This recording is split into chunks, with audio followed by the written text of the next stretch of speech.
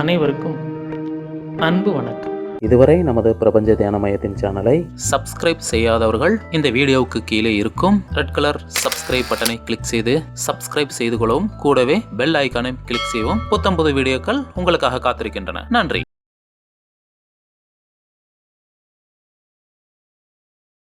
அனைவருக்கும் அன்பு வணக்கம். கடவுளை தேடுற ஆன்மீகத்தில் இருக்கிற எல்லாருக்கும் ஒரே ஒரு நோக்கம்தான். என்னென்னா, இந்த பிறவியிலிருந்து கடந்து விட வேண்டும், பிறவியே இல்லாத நிலைக்கு செல்ல வேண்டும், பிறப்பற்ற நிலைக்கு செல்ல வேண்டும் என்பதுதான் ஆன்மீகத்தில் இருக்கக்கூடிய, ஆன்மீகத்தை செய்யக்கூடிய எல்லோருடைய ஒரே நோக்கமாக இருக்கிறது. அவர்கள் இப்படி பிறப்பே வேண்டாம் என்று சொல்ல காரணம் என்ன? ஒரு விஷயத்தை நம்ம வேண்டான்னு சொல்லணும்னா ரெண்டு காரணம்தான் இருக்க முடியும். ஒன்று, நீங்கள் அதில் சலிப்படைந்திருக்க வேண்டும், அல்லது நீங்கள் அதை மீண்டும் மீண்டும் வேண்டாம் என சொல்ல காரணம் ஒன்று, நீங்கள் அதை சலிப்படைந்திருக்க வேண்டும், மற்றொன்று நிறைவடைந்திருக்க வேண்டும். ஒன்று, நீங்கள் நிறைவடைந்திருந்தால் இந்த பிறவி வேண்டாம் என்று சொல்ல காரணம் இருக்கிறது, அல்லது நீங்கள் சலிப்படைந்திருந்தால், விரக்தி அடைந்திருந்தால் நீங்கள் பிறவி வேண்டாம் என்று சொல்வீர்கள். பெரும்பாலான மனிதர்கள் இந்த பிறவி வேண்டாம் என்று சொல்ல காரணம் நிறைவடைந்ததினால் அல்ல, சலிப்படைந்ததினால்.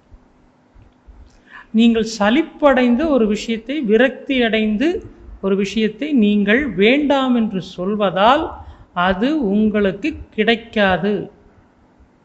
நீங்கள் பிறவி வேண்டான்னு சலிச்சு சொன்னீங்கன்னா கிடைக்காது, விரக்தியில் வெறுப்பில் சொன்னீங்கன்னா கிடைக்காது. உதாரணமாக, நாம் எல்லாருக்கும் மருத்துவம் செய்கிறதுல விருப்பம் இல்லை. எனக்கு தெரிந்த நண்பர் ஒருவர், அவருக்கு சொத்தப்பல் ஒன்று இருந்துச்சு. ஆனால் அவர் அந்த சொத்தப்பல்லை எடுக்கும்போது வலிக்குமே அப்படிங்கிறதுக்காகவே அதை எடுக்காமையே ரொம்ப நாள் அந்த பல்வலியிலே கஷ்டப்பட்டுக்கிட்டு இருந்தார். ஆனால் அந்த பயத்தினாலே அது தள்ளி போட்டுக்கிட்டே இருந்தார். அதன் பிறகு ஒரு நாள் போய் அதை எடுத்த பிறகு அவர் சொன்ன வார்த்தை என்னென்னா, இதை முதல்லையே செஞ்சுருக்கலாம் என்று. அந்த சின்ன வலிக்காக பெரிய வலிகளை தாங்கிக் கொள்வது. அப்படி நம்முடைய வாழ்க்கையில் அந்த பிறப்பற்ற நிலை அப்படிங்கிற அந்த நிலையை அடைவதற்காக நாம் கொடுக்க வேண்டிய சின்ன விலைக்கு பயந்து இந்த வாழ்க்கை முழுவதும் நாம் அந்த துன்பங்களை சுமந்து கொண்டே இருக்கிறோம். வாழ்க்கை பூரா துன்பம் சுமக்கிறோம். ஆனால் அந்த பற்றை விடுவது அப்படிங்கிற அந்த சின்ன வலியை நம்மால் தாங்க முடியறதில்ல. ஆக நாம் நம்முடைய வாழ்வில் பிறப்பு வேண்டாம் என்று சொல்ல காரணம் நிறைவு அல்ல, சலிப்பு. இந்த சலிப்பு ஏன் ஏற்படுகிறது என்றால், இந்த வாழ்க்கை நாம் விரும்பிய வண்ணம் இல்லை. நீங்கள் எந்த வண்ணம் உங்கள் வாழ்க்கையை அமைக்க வேண்டும் என்று விரும்பினீர்களோ, எப்படி இருந்தால் உங்கள் வாழ்வு சிறப்பாக இருக்கும் என்று எண்ணினீர்களோ, எப்படி நீங்கள் வாழ வேண்டும் என்று கற்பனை செய்து வைத்திருந்தீர்களோ, அந்த கற்பனைகளுக்கு நேர் எதிராக உங்கள் வாழ்க்கை அமையும் போது நீங்கள் சலிப்படைகிறீர்கள். இந்த சலிப்பு உங்களை என்ன செய்கிறது என்றால், வாழ்க்கையை வெறுக்கச் செய்கிறது. வாழ்க்கை வெறுப்பதால் நீங்கள் பிறவி வேண்டாம் என்று சொல்கிறீர்கள். ஏனென்றால் உங்களுக்கு நன்றாக தெரியும், எத்தனை பிறவிகள் நீங்கள் இங்கே வந்தாலும் அந்த வாழ்க்கை இப்படித்தான் இருக்க போய். எனவே இப்போது நீங்கள் முன்பே முடிவு செய்து கொள்கிறீர்கள், முன்பே நீங்கள் தீர்மானிக்கிறீர்கள், எத்தனை பிறவிகளாக இருந்தாலும் என்னுடைய வாழ்க்கை இப்படித்தான் இருக்க போகிறது, எனவே எனக்கு அந்த பிறவி வேண்டாம். ஆனால் முழுமையடைந்த ஒரு மனிதர் தனக்கு பிறப்பு வேண்டாம் என்று சொல்வதில்லை. யாரெல்லாம் பிறவி வேண்டாம் என்று சொல்கிறார்களோ அவர்கள் எல்லாம் தன்னுடைய வாழ்க்கை எப்படி எத்தனை முறை நாம் இங்கே திரும்பி வந்தாலும் இப்படித்தான் இருக்கும், எனவே வேண்டாம் என்று சொல்கிறார்களே தவிர, இந்த வாழ்க்கையில் நான் முழுமையாக திருப்தி அடைந்தேன் அதனால் வேண்டாம் என்று சொல்வதில்லை. எனவே ஒருவர் எனக்கு பிறவி வேண்டாம் என்று சொன்னால் அவர் எந்த அடிப்படையில் அதை சொல்ல வேண்டும் என்றால், இந்த வாழ்க்கையில் நான் அனைத்தையும் சந்தித்தேன், அனைத்தையும் அனுபவித்தேன், நான் இப்போது நிறைவாக இருக்கிறேன், எனவே பிறவி வேண்டாம். இங்கே வந்து நான் அனுபவிக்க வேண்டியதோ துன்பப்பட வேண்டியதோ எதுவும் இல்லை, எனவே என்னுடைய கணக்குகள் முடிந்து விட்டன, எனவே எனக்கு வேண்டாம். ஆனால் இப்படி பிறவி வேண்டாம் என்று சொல்பவர்களுக்கு அவர்களுடைய மனதில் இன்னும் நான் விரும்பிய வாழ்க்கை எனக்கு கிடைக்கவில்லை என்ற ஏக்கம் இருக்கிறது. இந்த ஏக்கம் இருக்கும் வரை நீங்கள் பிறப்பிலிருந்து தப்ப முடியாது. இந்த வாழ்க்கையை நான் வெறுப்பினாலே வேண்டாம் என்று சொல்வதால் உங்களுக்கு அடுத்த வாழ்க்கை இல்லாமல் போவதில்லை. ஏனென்றால் இந்த வெறுப்பை நீக்குவதற்காகவே நீங்கள் திரும்ப இங்கே வர வேண்டியதாக இருக்கிறது. அப்படியானால் பிறப்பு இல்லாமல் போவதற்கான வழி என்ன என்றால், இந்த பிறவியை நிறைவடைந்து எந்தவித ஏக்கமும் இல்லாமல் எந்தவித குறைகளும் நம்முடைய வாழ்க்கையில் சொல்லாமல் முழுமையடைந்து இங்கிருந்து செல்பவர்களுக்கு மட்டும்தான் மறுபிறப்பு இல்லையே தவிர, நீங்கள் வெறுப்பினாலோ விரக்தியினாலோ இயலாமையினாலோ நீங்கள் ஏமாற்றத்தினாலோ நீங்கள் இந்த பிறவி வேண்டாம் என்று சொன்னால் அது நடக்காது. எனவேதான் எல்லோருக்கும் பிறப்பற்ற நிலை ஏற்படுவதில்லை. அப்படியானால் பிறப்பற்ற நிலை யாருக்கு ஏற்படும் என்றால், யார் என்னுடைய வாழ்க்கையில் நான் நிறைவடைந்தேன், எனக்கு வழங்கப்பட்ட கடமைகளை நான் சரியாக செய்தேன், என்னுடைய வாழ்க்கையில் எந்த பகுதியையும் நான் வேண்டாம் என்று ஒதுக்கவில்லை, அது சுகமோ துக்கமோ துயரமோ இன்பமோ எதுவாக இருந்தாலும் என்னுடைய வாழ்க்கையில் நான் அதை ஒரு பகுதியாக ஏற்றுக்கொண்டேன், எதையும் நான் நிராகரிக்கவில்லை, எதையும் நான் வெறுக்கவில்லை, எதையும் நான் விரும்பவில்லை என்ற நிலையில் யார் இருக்கிறாரோ, யார் தன்னுடைய உயிரை விடுகிறாரோ அவருக்கு மட்டுமே பிறப்பற்ற நிலை ஏற்படும். எனவே நாம் நினைக்கிற மாதிரி அதை செய்தால் இதை செய்தால், அந்த ஆற்றில் போய் மூழ்கினால், இந்த மலையின் உச்சியில் சென்று அமர்ந்தால் எனக்கு மறுபிறப்பு இல்லாத நிலை ஏற்படும் என்றெல்லாம் நிறைய நாம் கேள்விப்படுறோம், தெரிஞ்சுக்கிறோம். அதற்கும் மறுபிறப்பு இல்லாமல் போவதற்கும் எந்த தொடர்பும் இல்லை. காரணம், மறுபிறப்பு இல்லை என்பது அந்த மலைக்கோ அந்த ஆறுக்கோ அந்த மரத்தினுடைய அடியில் அமர்ந்திருப்பதன் நிலைக்கோ அல்ல. அந்த பிறப்பில்லாத நிலை ஏற்படுவது இந்த ஆற்றுக்கல்ல உங்களுக்கு, அந்த மலைக்கல்ல உங்களுக்கு. எனவே நீங்கள் தான் இங்கே திரும்பி வராமல் போகிறீர்கள். எனவே இது முழுக்க முழுக்க உங்களுடைய உள் சார்ந்ததை தவிர வெளி சார்ந்தது அல்ல. நீங்கள் ஒரு குப்பை தொட்டியில், ஒரு நடைபாதையில், ஒரு மரத்தின் அடியில் கூட அமர்ந்திருக்கலாம். உங்கள் உயிரை நீங்கள் ஒரு நடைபாதையில் விடலாம். அப்படி விடும்போது என்னுடைய வாழ்க்கையில் நான் முழுமையாக எல்லாவற்றையும் அனுபவித்தேன் என்ற நிலையில் நீங்கள் உங்கள் உயிரை விட்டால் நீங்கள் திரும்ப வர வேண்டியதில்லை. ஆனால் நடைபாதையில் படுத்திருக்கும் ஒரு ஏழை, ஒரு வறியவன் அந்த எண்ணத்தில் தன்னுடைய உயிரை விடுவதில்லை. நடைபாதையில் படுத்திருக்கும் ஏழை தன்னுடைய வாழ்க்கை முழுவதுமே வறுமையில் கழிந்து விட்டது, அடுத்த பிறவியிலாவது இந்த துன்பம் இல்லாதிருக்க வேண்டும் என்று நினைத்து உயிரை விடுகிறான். செல்வத்தில் இருக்கும், பணக்கார நிலையில் இருக்கும் ஒருவன் இத்தனை சொத்துக்களையும் விட்டு செல்கிறோமே என்ற எண்ணத்தில் உயிரை விடுகிறான். இவர்கள் இருவருமே நிறைவடைந்த நிலையில் தங்கள் உயிரை விடுவதில்லை. எனவே அது பணக்காரன் ஏழை என்ற பாகுபாட்டிற்கே அங்கே இடமில்லை. நீங்கள் எந்த மனநிலையில் உயிரை விடுகிறீர்கள் என்பதுதான் முக்கியமே தவிர, நீங்கள் எந்த இடத்திலிருந்து விடுகிறீர்கள் என்பது முக்கியமே அல்ல. நீங்கள் பணக்காரராக இருந்தால் இவ்வளவு சொத்துக்களையும் அதிகாரத்தையும் இவ்வளவு வளத்தையும் விட்டு செல்கிறோமே என்ற ஏக்கத்தில் உங்கள் உயிர் பிரிகிறது. ஒரு நடைபாதை ஓரமாக ஒரு மூடப்பட்ட கடையின் இரவில் கடைகள் மூடப்பட்டிருக்கும், அந்த கடையினுடைய வாசலில் படுத்து உறங்கக்கூடிய ஒரு ஏழையினுடைய உயிரும் பிரிகிறது. இதே ஏக்கத்தில் பிரிகிறது. என்னுடைய வாழ்க்கையில் நான் எதையுமே அனுபவிக்கவில்லை, அனுபவித்தவனோ இன்னும் நான் அனுபவிக்க முடியவில்லையே என்று ஏங்குகிறான். அனுபவிக்காதவனோ இன்னும் நான் எதையுமே அனுபவிக்கவில்லையே என்று ஏங்குகிறான். ஆக இருப்பவனும் இல்லாதவனுக்கும் ஒரே மனநிலை இருக்கிறது, நான் இன்னும் அனுபவிக்கவில்லையே. இந்த மனநிலை இல்லாமல் யாருடைய உயிர் பிரிகிறதோ அவருக்கு மட்டுமே மறுபிறப்பற்ற தன்மை தோன்றுகிறது. மறுபிறப்பற்ற தன்மை என்றால் மீண்டும் எதையாவது அனுபவிக்க வேண்டும் என்ற எண்ணமில்லாமல் தங்கள் உயிரை விடுவது. நீங்கள் அது நன்மையாக இருந்தாலும் தீமையாக இருந்தாலும் நான் எதையும் அனுபவிக்க எனக்கு விருப்பமில்லை என்ற நிலையில் உங்கள் உயிர் பிரிந்தால் அதைத்தான் நாம் மறுபிறப்பற்ற தன்மை நிலை என்று குறிப்பிடும். ஆக நம்முடைய மறுப்பு கொள்கையெல்லாம் ஆனந்தத்தினாலே நிறைவினாலே வருவது அல்ல. இது முழுக்க முழுக்க விரக்தியினாலே வெறுப்பினாலே நாம் எதிர்பார்த்த வாழ்க்கை நமக்கு கிடைக்கவில்லையே என்ற ஏமாற்றத்தினாலே நம்முடைய வாழ்க்கையை நாம் விரும்பிய வண்ணம் அமைக்க முடியவில்லை என்ற இயலாமையினாலே வெளிப்படுகிற வார்த்தைகள். இந்த வார்த்தைகள் பலிக்காது. எப்போது ஒரு வார்த்தை பலிக்கிறது என்றால் அது உங்களுடைய மகிழ்ச்சியில் இருந்து, இன்னும் சொல்லப்போனால் எந்த ஒரு வார்த்தை உடனே பலிக்கும் என்றால் எந்த ஒரு வார்த்தை ஆனந்தத்தில் இருந்து அன்பிலிருந்து தோன்றுகிறதோ அந்த வார்த்தை உடனே பலிக்கும். ஆனால் வெறுப்பிலிருந்து கோபத்திலிருந்து சலிப்பிலிருந்து நீங்கள் சொல்லக்கூடிய எந்த வார்த்தையும் பலிப்பதில்லை. அப்படியானால் எனக்கு மறுபிறப்பு வேண்டாம் என்ற வார்த்தை ஒரு ஆனந்தமான மகிழ்ச்சியான நிறைவான மனிதனிடமிருந்து வெளிப்பட்டால் அந்த வார்த்தை பலிக்கிறது.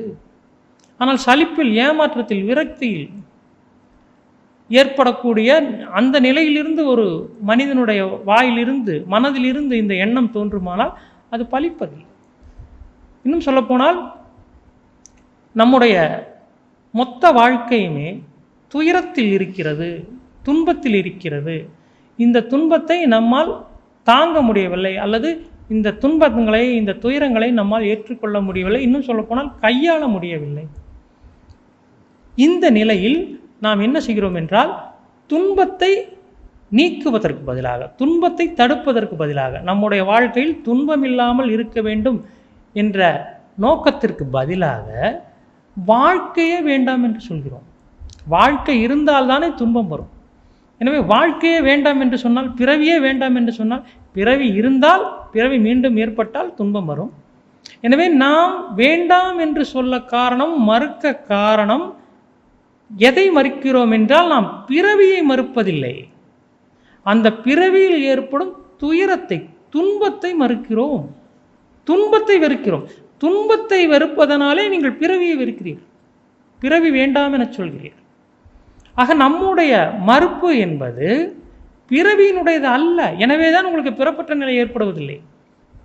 என்ன நீங்கள் வேண்டான்னு சொல்றது பிறவி அல்ல, துன்பத்தை. எனவே தான் மீண்டும் மீண்டும் உங்களுக்கு துன்பம் வருகிறது, மீண்டும் மீண்டும் பிறவி வருகிறது. எனவே நம்முடைய வாழ்க்கையில் துன்பம் ஒரு பொருட்டல்ல, அல்லது துன்பமும் நம்முடைய வாழ்க்கையின் ஒரு பகுதி தான் என்று யார் புரிந்து கொள்கிறார்களோ அவர்களுடைய பிறவி திரும்ப தோன்றுவதில்லை, அவர்கள் திரும்ப பிறப்பெடுத்து வருவதில்லை. ஆக நாம் ஆழமாக புரிந்து கொள்ள வேண்டியது என்னவென்றால், நாம் பிறவி வேண்டாம் என்று சொல்ல காரணம் நாம் ஏதோ ஒரு பெரிய மனநிலை, உயர்ந்த மனநிலையில் அதை பெருந்தன்மையாக வேண்டாம் என்று சொல்வதைப் போல தோற்றமளித்தாலும் ஆழமாக உள்ளே சென்று பார்த்தால் நாம் வேண்டாம் என்று சொல்ல காரணம் இந்த பிறவி தரும் வலி. வலி தருவதாலே நீங்கள் பிறவியை வெறுக்கிறீர்கள். இப்போ இதுக்கு உதாரணமாக, இந்த பெண்களுக்கு பிரசவ காலங்களில் பார்த்தீங்கன்னா, அந்த பிரசவம் நடக்கும்போது கணவன் மேலே கடுமையான கோபம் வரும். அந்த நேரத்தில் கொலவெறியில் இருப்பாங்க. ஏன்னா அந்த வலி, இந்த வலியில் அவங்க அந்த வலியை அனுபவிச்சுட்டு இருக்கும்போது அவங்க மனசில் என்ன எண்ணம் வரும் அப்படின்னா, இனிமேல் நமக்கு இன்னொரு குழந்தை வேண்டாம், இன்னொரு பிரசவம் வேண்டாம் அப்படிங்கிற மனநிலை இருக்கும். இது எதனால் அப்படின்னா, அந்த குழந்தை வரக்கூடிய அந்த மகிழ்ச்சியை விட இந்த வலி அதிகமாக இருக்கிறதுனால இதை பிரசவ வைராக்கியம்னு சொல்லுவாங்க. இதோட சரி, இதுக்கு மேலே இந்த பிரசவ வார்டு பக்கமே நான் வரமாட்டேன் அப்படின்னு அந்த பெண்கள் அந்த நேரத்தில் முடிவு பண்ணுவாங்க. ஆனால் அந்த குழந்தை வந்த பிறகு அந்த கொஞ்ச காலத்தில் அது மறைஞ்சு போகும், திரும்ப இன்னொரு குழந்தைக்கு தயாராகிடுவாங்க. அப்போ இவர்கள் இந்த நேரத்தில், அந்த வலியினுடைய நேரத்தில் குழந்தையே வேண்டாம் என்று சொல்வதைப் போல தான் நாம் பிறவி வேண்டாம்னு சொல்கிறோம். காரணம், இந்த உள்ளே இருக்கக்கூடிய குழந்தையின் மீது, அந்த பிறவியின் மீது நமக்கு எந்த விதமான விருப்பம் இல்லை. குழந்தையை நேசிக்கிறோம். அந்த குழந்தைக்காக தான் நாம் அவ்வளவு கவனமாக உட்கார்ந்து படுத்து அவ்வளோ பாதுகாப்பாக அதை வச்சுருந்தோம். குழந்தையின் மீது எந்த கோபமும் நமக்கு இல்லை, எந்த விருப்பம் இல்லை. ஆனால் அது தரக்கூடிய வலி, அந்த வலியினாலே அந்த குழந்தை வேண்டாம் என்று சொல்கிறோம். இதே அடிப்படையில் தான் நமக்கு வழங்கப்பட்ட இந்த பிறவி என்பது அற்புதமானது, அழகானது, இருப்பதிலேயே உயர்ந்த பிறவி. இந்த பிரபஞ்சத்திலேயே மிக உயர்ந்த பிறவியாக பிரபஞ்சத்தால் வழங்கப்பட்டிருப்பது இந்த பிறவி. ஆனால் இந்த பிறவியில் நாம் என்ன செய்கிறோம் என்பதுதான் இந்த பிறவியை நாம் நேசிப்பதற்கும் வெறுப்பதற்கும் காரணமாக அமைகிறது. இந்த பிறவியில் நீங்கள் என்ன செய்கிறீர்கள்? இந்த பிறவியில் நீங்கள் வந்த உடனேயே இந்த முழு உலகமும் உங்களுக்கு சொந்தம், அடிமை, நம்மை சுற்றி இருப்பவர்கள் எல்லாம் நமக்கு அடிமை, நமக்காகவே சேவை செய்ய பிறந்தவர்கள் என்ற எண்ணம் உங்களுக்குள் தோன்றுகிறது. மற்றவர்கள் உங்கள் மீது அன்பு செய்ய வேண்டும், உங்களை எப்போதுமே ஒரு குழந்தை போல நடத்த வேண்டும், எவ்வளவு வளர்ந்தாலும் சரி ஒரு குழந்தை போல உங்களை நடத்த வேண்டும் என்று எதிர்பார்க்கிறீர்கள். உங்களுடைய வாழ்க்கையில் எந்த துன்பமுமே இல்லாமல் நீங்கள் சௌகரியமாக எல்லா இடங்களிலும் ரொம்ப கம்ஃபர்ட்டாக இருக்கணும்னு நினைக்கிறீங்க. வாழ்க்கையில் எல்லா நேரங்களிலும் கம்ஃபர்ட்டாக இருக்க முடியும் என்று முயற்சி செய்து நிறைய பேர் அதில் தோல்வி அடைஞ்சிருக்காங்க. ஆனால் ஞானிகள் மட்டும் எல்லா இடங்களிலும் பொருந்திக் கொள்கிறார்கள், அது கம்ஃபர்ட்டாக இருந்துக்கிறாங்க. இப்போ சாதாரண மனிதர்களால் கம்ஃபர்ட்டாக இருக்க முடியல, ஆனால் ஒரு ஞானி எல்லா இடங்கள்லையும் கம்ஃபர்ட்டாக இருந்துக்கிறான். இது ரகசியம் என்ன? ஞானி எல்லா இடங்கள்லையும் கம்ஃபர்ட்டாக இருக்க காரணம் என்னன்னு கேட்டிங்கன்னா, அவன் இருக்கிற இடமெல்லாம் அன்கம்ஃபர்ட்டான இடம். அவன் தேர்ந்தெடுப்பது எல்லாமே ரொம்ப ரிஸ்கியான, ரொம்ப சிரமமான வழிகளை தான் அவன் எப்பவுமே தேர்ந்தெடுப்பான். சொகுசான வழிகளை அவன் தேர்ந்தெடுக்கிறது இல்லை. உதாரணமாக நாம் எல்லாம் கம்ஃபர்ட்டாக தூங்குறதுக்கு என்ன பண்ணுவோம்னா, நல்ல பஞ்சு மெத்த, ஏசி ரூம், நல்ல சொகுசான அந்த ரூமில் தான் நாம் படுக்க முயற்சி செய்வோம், தூங்க முயற்சி செய்வோம், அல்லது தூங்க விரும்புவோம். இது பார்த்தீங்கன்னா நீங்கள் கம்ஃபர்ட்டாக இருக்கிற நிலை. ஆனால் ஒரு ஞானி, ஒரு யோகி என்ன பண்ணுவான் அப்படின்னா, அவன் தன்னுடைய உடலை தரையில் கிடத்துவான். இன்னைக்கு மருத்துவ உலகம் என்ன சொல்லுதுன்னா, முதுகு வலி ஏற்படும், இடுப்பு வலி ஏற்படும் பெரும்பாலான பிரச்சனைகளுக்கு, முதுகில் ஏற்படக்கூடிய, இடுப்பில் ஏற்படக்கூடிய பெரும்பாலான பிரச்சனைக்கு காரணம் என்னவென்றால் நீங்கள் மெத்தையில் உறங்குவது அப்படின்னு சொல்லுவோம். காரணம் என்ன அப்படின்னா, நம்முடைய படுக்கை அமைப்பு எப்படி இருக்குது அப்படின்னு கேட்டிங்கன்னா, சமதளத்தில் நேராக இருந்தால், உங்களுடைய முதுகுத்தண்டு நேராக இருந்தால் உங்களுக்கு முதுகு வலி வராது. அதனால தான் யோகாவில் நேராக உட்கார சொல்கிறோம். ஆனால் மெத்தையில் என்ன நடக்குது அப்படின்னு கேட்டிங்கன்னா, அந்த பஞ்சானது, அந்த குஷன் உள்ளே போகிறதால உங்களுடைய முதுகெலும்பு வளைகிறது. இந்த வளைவினாலே உங்களுக்கு முதுகு வலி ஏற்படுகிறது. நீங்கள் எதை கம்ஃபர்ட்னு நினைக்கிறீங்களோ அது அன்கம்ஃபர்ட்டை கொண்டு வருகிறது. எது நீங்கள் சொகுசுன்னு நினைக்கிறீங்களோ அது சிரமத்தை கொண்டு வருகிறது. எது சிரமம்னு நினைக்கிறோம்? எது சிரமம்னா தரையில் படுக்கிறது சிரமம், ஆனால் அது ஹெல்த்தியான ஆரோக்கியத்தை கொண்டு வரும். அதே மாதிரி பார்த்திங்கன்னா நிறைய பேர் நாம் என்ன பண்ணுவோம், சோஃபாவில் உட்காருவோம், சேரில் உட்காருவோம். ஆனால் ஒரு யோகி தரையில் பத்மாசனத்தில் அல்லது சுகாசனத்தில் அமருவான். நீங்கள் ஒரு சோஃபாவில் உட்கார்றது உங்களுக்கு கம்ஃபர்ட், ஆனால் ஒரு யோகி உட்கார்ற அந்த பொசிஷன், அந்த நிலை அப்படிங்கிறது பார்த்திங்கன்னா அன்கம்ஃபர்ட். ஆனால் நீங்கள் கம்ஃபர்ட் நினச்சி உட்கார்றது உங்களுக்கு முதுகு வலியை, இடுப்பு வலியை கொண்டு வரும். இன்னும் சொல்ல போனால் மூட்டு வலிகளை கொண்டு வரும். நீங்கள் கால்களை எந்நேரம் தொங்க போட்டு உட்காந்துருந்தீங்கன்னா அந்த கால்கள் சரியானபடி மடங்காத போது உங்களுக்கு மூட்டு வலி ஏற்படுகிறது. ஆனால் ஒரு யோகி தரையில் அமர்கிறான், சம்பனமிட்டு அமர்கிறான், அவனுக்கு மூட்டு வலி வருவதில்லை. எனவே இதுதான் நாம் எப்போதெல்லாம் நம்முடைய பிறவியில் நாம் சொகுசாக இருக்கணும்னு நினைக்கிறோமோ அது மறைமுகமாக நமக்கு துயரத்தை, துன்பத்தை கொண்டு வருகிறது. எப்போதெல்லாம் நாம் ரிஸ்க் எடுக்கிறோமோ அல்லது நமக்கு பொருத்தம் இல்லாத, நாம் எதை கஷ்டம்னு நினைக்கிறோமோ அதை செய்யும்போது பின்னாலே நமக்கு நன்மை வருகிறது. ஏன்னா இந்த அடிப்படையில் தான் ஒரு ஞானி தன்னுடைய வாழ்க்கையை அமைத்து கொள்கிறான். எனவே அந்த ஞானி தொடக்கத்திலேயே எது அன்கம்ஃபர்டபுளோ எது சிரமமானதோ அதை தேர்ந்தெடுத்து செய்வார். இப்போ நம்முடைய மூளையில் ஒரு பகுதி இருக்குது. அந்த பகுதி பார்த்தீங்கன்னா எப்போவுமே கம்ஃபர்ட்டை தேடிட்டே இருக்கும். இதில் அந்த மூளையினுடைய இன்னொரு பகுதி என்ன பண்ணுன்னா, எதெல்லாம் ரிஸ்க்கோ அதெல்லாம் என்ன பண்ணுன்னா ரிஜெக்ட் பண்ணிகிட்டே இருக்கும். யாரெல்லாம் தங்களுடைய கம்ஃபர்ட் ஜோனை செலக்ட் பண்ணி அதிலேயே தொடர்ந்து தங்களுடைய வாழ்க்கையை நடத்துகிறார்களோ அவருடைய வாழ்க்கையில் எப்போதும் துன்பங்கள் இருக்கும். ஏன்னா அவனுடைய நோக்கமே வாழ்க்கையில் துன்பம் இருக்கக்கூடாதுங்கிறது தான். துன்பம் இருக்கக்கூடாது, சொகுசாக இருக்க வேண்டும் என்று நினைத்து நீங்கள் செய்யக்கூடிய செயல்தான் அதே துன்பத்தை கொண்டு வருகிறது. அப்போது எப்போவுமே கம்ஃபர்ட்டாக இருக்கிறது எப்படி அப்படின்னு கேட்டிங்கன்னா, எப்போவுமே நாம் அன்கம்ஃபர்ட்டாக இருக்கிறது தான் கம்ஃபர்ட்டாக இருக்கிறதுக்கான வழி. ஒரு ஞானி அந்த வழியைத்தான் பின்பற்றுவோம்.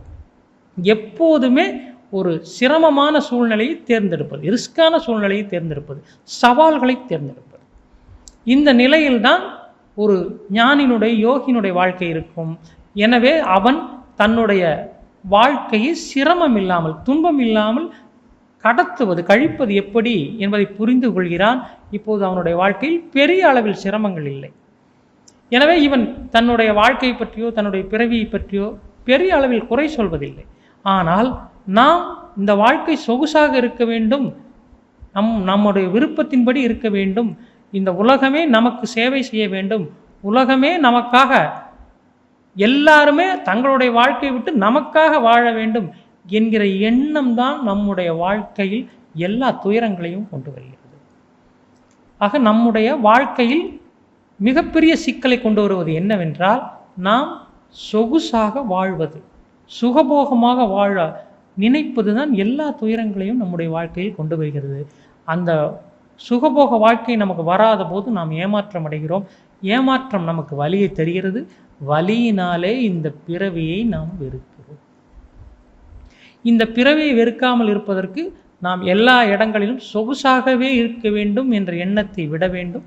எந்த சூழலிலும் எப்படியும் வாழ்வது, எல்லா சூழ்நிலைகளையும் தன்னை நாம் என்ன முயற்சி பண்ணுறோம் அப்படின்னா, சூழ்நிலைகளை நமக்கு ஏற்ற மாதிரி மாற்ற முயற்சி பண்ணுறோம்.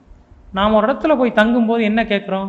நல்ல ஏசி இருக்குமா, நல்ல லைட் இருக்குமா, போகிறதுக்கு பாதை இருக்குமா, அங்கே எல்லா விதமான சாப்பாடும் கிடைக்குமா, இதெல்லாம் கேட்டுட்டு தான் நாம் போகிறோம். இது கிடைக்கலைன்னா, இதெல்லாம் கேட்டு அங்கே போய் எதிர்பார்த்து உங்களுக்கு கிடைக்கலைன்னா உங்களுடைய அந்த நீங்கள் அங்கே தங்கக்கூடிய அந்த மகிழ்ச்சி என்பது இல்லாமல் போய்விடும். ஆனால் எந்த எதிர்பார்ப்பும் இல்லாமல் அங்கே எப்படி இருந்தாலும் அதை நான் சமாளித்துக் கொள்வேன், அதில் நான் என்னை தக்க வைத்துக் கொள்வேன், இருத்திக் கொள்வேன் என்ற நிலையில் யார் வாழ்கிறார்களோ அவருடைய வாழ்க்கை யோகியினுடைய வாழ்க்கை. இப்போ நமக்கு ஒரு பெரிய கேள்வி இருக்கும், சாதாரண மனிதருடைய வாழ்க்கைக்கும் ஒரு யோகியினுடைய வாழ்க்கைக்கும் என்ன வேறுபாடு? சாதாரண மனிதன் பிறவி வேண்டாம் என்கிறான், யோகி பிறவியை பற்றி கவலைப்படுவதே இல்லை, அவன் அதை பற்றி குறை சொல்வதே இல்லை. இந்த வேறுபாடு ஏனென்றால் நாம் வெளி உலகை மனிதர்களை நமக்கு ஏற்றாற்போல் வளைக்க முயற்சி செய்கிறோம். ஒரு ஞானி அல்லது யோகி சூழ்நிலைக்கு மனிதர்களுக்கு ஏற்ப தான் வளைந்து கொடுக்க. அகங்காரம் எப்போதும் வளையாது, அகங்காரமின்மை வளையும். எனவே எவ்வளவுக்கு எவ்வளவு அகங்காரம் உங்களுக்கு அதிகமாக இருக்கிறதோ நீங்கள் மற்றவர்களை வளைக்க பார்ப்பீர்கள், உங்களுக்காக மற்றவர்களை மாற்ற பார்ப்பீர்கள். அன்பு அப்படிங்கிறது என்ன, வெறுப்பு அப்படிங்கிறது என்ன அப்படின்னா, நீங்கள் மற்றவர்களை உங்கள் விருப்பத்திற்கேற்ப வளைக்க முயற்சி செய்து அந்த முயற்சி தோல்வியடையுமானால் அதன் பெயர் வெறுப்பு.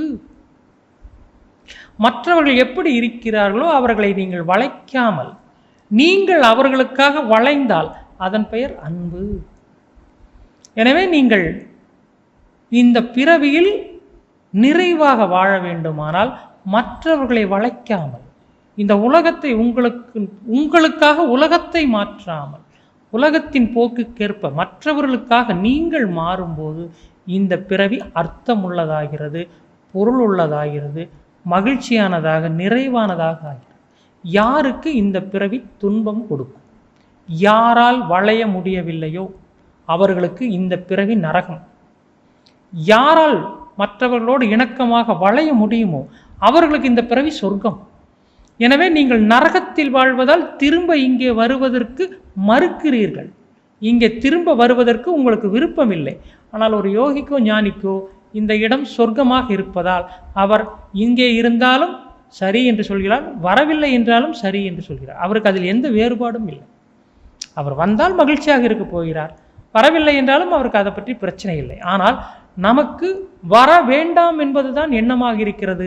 வந்து விட்டால் நரகமாகிவிடுமோ என்ற பயம் ஏற்படுகிறது. இதனால் தான் நாம் இந்த பிறவியை தொடர மீண்டும் மீண்டும் இங்கே வருவதற்கு அஞ்சுகிறோம். ஆக நாம் இந்த பிறவியை வெறுக்க காரணம் நம்முடைய அகங்காரம். இந்த அகங்காரமானது இந்த உலகத்தை, மனிதர்களை தான் நினைப்பது போல மாற்ற முடியவில்லையே என்று வேதனை கொள்கிறது, வெறுப்படைகிறது. இதனால் நீங்கள் இந்த பிறவியை வெறுக்கிறீர்கள். பிறவியை வெறுக்க காரணம் யாரையும் எதையும் உங்களால் மாற்ற முடியவில்லையே என்ற ஏமாற்றம், வெறுப்பு. இந்த காரணத்தினால்தான் நாம் பிறவியை வேண்டாம் என்று சொல்கிறோம். ஆக நாம் ஏதோ பெருந்தன்மையா எல்லாத்தையும் அடைஞ்சிட்டு நிறைவாக இந்த பிறவி வேண்டான்னு சொல்லலை. நம்மளால் முடியல, அதனால் வேண்டான்னு சொல்கிறோம். முடியலைன்னு நீங்கள் போனீங்கன்னா முடிகிற வரைக்கும் வரணும். எப்போ என்னால் போதும், என்னால் முடியும்னு சொல்கிறீங்களோ அது வரைக்கும் நீங்கள் திரும்ப திரும்ப வரணும். எனவே இந்த ரகசியத்தை புரிந்து கொள்ளுங்கள். நீங்கள் பிறப்பற்ற நிலைக்கு செல்ல வேண்டுமானால் நீங்கள் ஏதோ ஒன்றை செய்துவிட்டு அந்த ஆற்றில் குளிப்பதாலோ, இந்த மலையில் நீங்கள் ஏறி இறங்குவதாலோ, ஏதோ ஒரு விரதங்களை மேற்கொள்வதாலோ, ஏதேதோ செய்வதாலோ உங்களுக்கு பிறப்பற்ற நிலை ஏற்படாது. நீங்கள் உங்கள் அகங்காரத்தை கைவிட வேண்டும். அகங்காரத்தை கைவிட்டால் இந்த பிறவியில் நீங்கள் இருக்கிறீர்கள் என்பதே தெரியாது. அகங்காரம் இருக்கிறதுனால தான் உங்களுக்கு இந்த பிறவி இருக்கிறதே தெரியுது. இப்போ நீங்கள் ஒரு செருப்பு போடுறீங்க, அந்த செருப்பு உங்கள் காலுக்கு சரியாக பொருந்தி இருந்தா அந்த செருப்பு உங்கள் காலில் இருக்கிறதே தெரியாது. அதே உங்களுடைய காலுக்கு பொருந்தாத ஒரு செருப்பை போடுங்க, அந்த செருப்பு நீங்கள் நடக்கும் போதெல்லாம் உங்கள் கவனம் பூரா அந்த செருப்பு மேலே தான் இருக்கும். ஏன்னா அந்த செருப்பு உங்களுக்கு பொருத்தம் இல்லை. இந்த வாழ்க்கை நமக்கு பொருத்தமில்லை பிடிக்கவில்லை என்று திரும்ப திரும்ப நமக்கு ஞாபகம் வர காரணம் இந்த வாழ்க்கையோடு நாம் பொருந்தவில்லை. எப்போது நீங்கள் இந்த வாழ்க்கையோடு பொருந்துகிறீர்களோ அப்போது நீங்கள் இந்த பிறவியில் பிறந்திருக்கிறீர்கள் என்பதே தெரியாது. இப்போது உங்களுக்கு பிறவி வேண்டாம் என்ற எண்ணமே தோன்றாது. அகங்காரம் பொருந்தாத செருப்பை போன்றது. அந்த அகங்கார செருப்பை அணிந்து கொண்டு நடப்பதால் தான் நாம் நிறைய இடங்களில் தடுமாறி விழுகிறோம். அகங்காரம் என்ற செருப்பு நம்ம காலுக்கு உள்ளே இருந்தால், அளவாக இருந்தால், அகங்காரம் அளவோடு இருந்தால் அது நீங்கள் நடப்பதற்கு உதவி செய்யும். அகங்காரத்தின் அளவு பெரிதாகவோ அது உங்களுடைய காலை தாண்டியோ இருந்தால் உங்களுடைய நடையில், உங்களுடைய வாழ்க்கையில் அது பாதிப்பை ஏற்படுத்தும். எனவே இந்த ரகசியத்தை நீங்கள் புரிந்து கொண்டால் நீங்கள் பிறப்பற்ற நிலைக்கு இப்போதே செல்ல முடியும். இறந்த பிறகு அல்ல, இப்போது இங்கே இந்த நேரத்தில் நீங்கள் அந்த நிலையை அடைய முடியும். அந்த நிலையை அடைய ஒரே வழி என்னவென்றால் நீங்கள் உங்கள் அகங்காரத்தை கைவிடுவது. எதையும் மாற்றாமல், யாரோடும் போராடாமல், எந்த விஷயத்தோடும் எதிர்ப்பு சொல்லாமல் நீங்கள் உங்கள் வாழ்க்கையோடு பொருந்துவது. அப்படி பொருந்தும் போது நீங்கள் இங்கே இருக்கிறீர்கள் என்பதே தெரியாது. நீங்கள் இருக்கிறீர்கள் என்பது தெரியாத போது நீங்கள் அடுத்து வருவதை பற்றி கவலை கொள்வதில்லை. இப்போ நீங்கள் இருப்பது தெரிகிறது. உங்களுக்கு நீங்கள் இங்கே இருக்கிறீங்கன்னு ஒவ்வொரு வினாடியும் உங்களுக்கு தெரியுது. எனவே தான் நீங்கள் வர வேண்டாம்னு சொல்கிறீங்க. எனவே நீங்கள் உங்கள் வாழ்க்கையில் இப்போதே இங்கேயே இல்லாமல் போவது தான் நீங்கள் என்றுமே திரும்பி வராததற்கு மிக சுலபமான எளிய வழி. அனைவருக்கும் நன்றி. இந்த வீடியோ உங்களுக்கு பிடித்திருந்தால் லைக் செய்து உங்கள் நண்பர்களுக்கு ஷேர் செய்யவும். மேலும் உங்களின் மேலான கருத்துக்களை கீழே உள்ள கமெண்ட் பாக்ஸில் கமெண்ட் செய்யவும். மேலும் 9566293484 என்ற எண்ணிற்கு வாட்ஸ்அப்பில் தொடர்பு கொண்டு தகவல்களை பெறவும் உங்களது கருத்துக்களையும் தெரிவிக்கவும். அனைவருக்கும் நன்றி, வணக்கம்.